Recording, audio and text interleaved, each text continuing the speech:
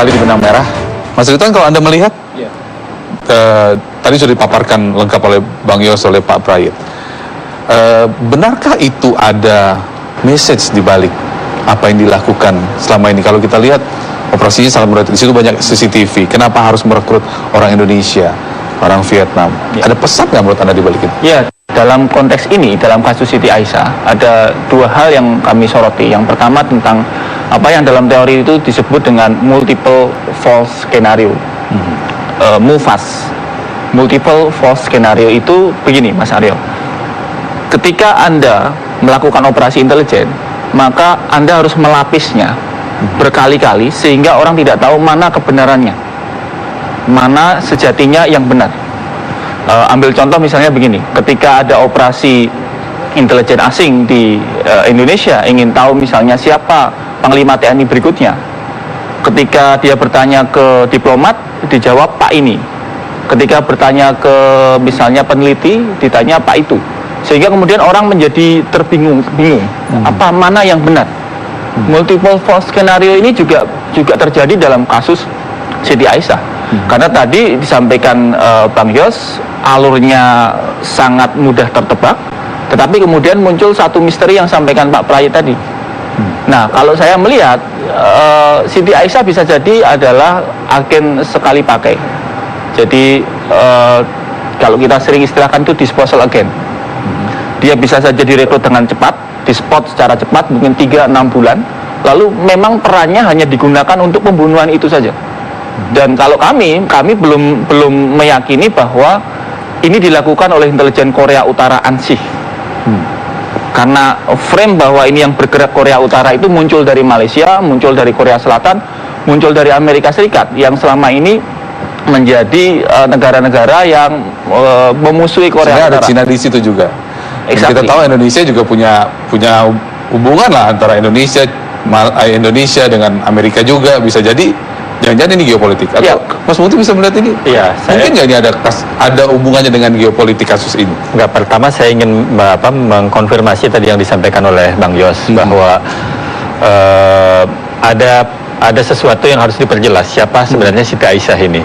Karena kalau dibilang bahwa dia bagian dari sebuah operasi yang memang betul-betul dia mengerti, itu menjadi pertanyaan juga, karena dari pengakuan yang selama ini kita terima bahwa dia hanya dibayar untuk satu ajakan untuk mengikuti satu show ya, satu prank katanya, video lucu-lucuan. Betul, acara reality show. Nah, itu yang menurut saya ada sesuatu yang memang disiapkan dan memang ada keterputusan informasi.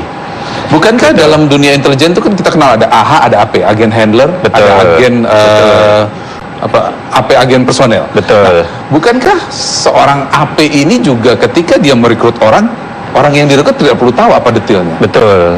Makanya itu yang saya bilang tadi, kalau dibilang bahwa Siti Aisyah ini adalah bagian dari agen yang memang profesinya adalah agen, dan itu profesional, memang tadi yang dibilang oleh istilah Mas Habib adalah disposal ya, agen sekali pakai.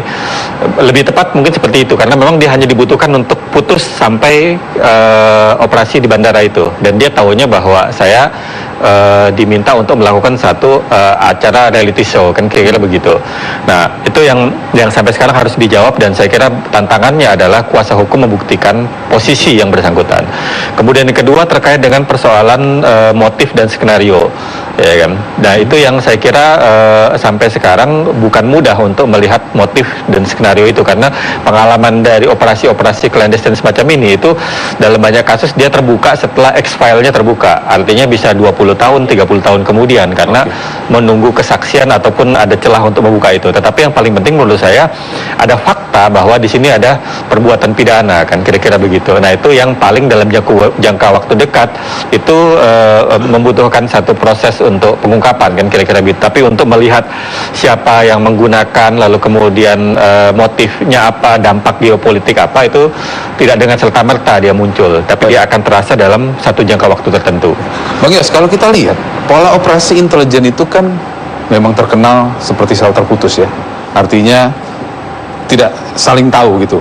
Kalau lihat dari kasus ini, itu meyakinkan itu nggak, dalam arti Siti Aisyah saja dia tidak tahu, dia taunya kita bikin prank video, Iya. sehingga si perekrut ini dari agent handler, agent personil itu memang tidak perlu tahu orang yang direkrut itu untuk apa. Itu jadi ciri khas nggak dari situ sendiri? bisa Di dilihat? operasi clandestine itu kita kenal cut out namanya kan. Cut out. Jadi tadi kan saya bilang the big boss gitu, katakan Mister itulah ya. Di bawahnya ini komandan atau kepala badan intelijen negara itu gitu kan bisa. Nah, terus agent handler tuh sampai yang namanya agent itu nggak mungkin bisa hubungan ke sini kecuali dengan satu orang saja gitu, diputus gitu. Sehingga kalau ketahuan seperti ini putus di situ. Anda melihat itu dari kasus Siti Aisyah ini? Iya, makanya dia kan kepingin sekali ngambil apa hubungannya ini orang Indonesia kok dia minta apa dalam siaran resmi minta agar Aisyah dilepas. Nah, kira-kira kenapa Aisyah dikasih apa anti peluru? Karena bisa di sniper dia. Gitu, orang ini supaya nggak bisa cerita kan gitu.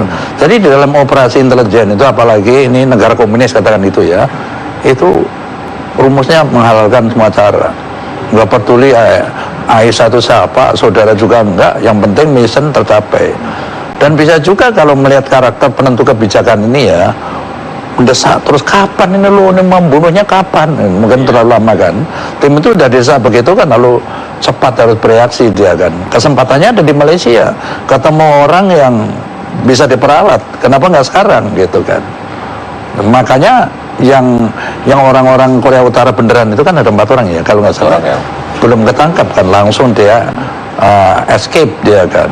Dan hal seperti itu pasti ini sekali lagi analisa ya, jangan sampai nanti ada keterlibatan kedutaan pasti ada, karena itu tempat yang aman untuk safe house mereka, kan ada kekebalan diplomatik di tempat itu gitu. Jadi di dalam operasi itu ada aja dinamika gitu.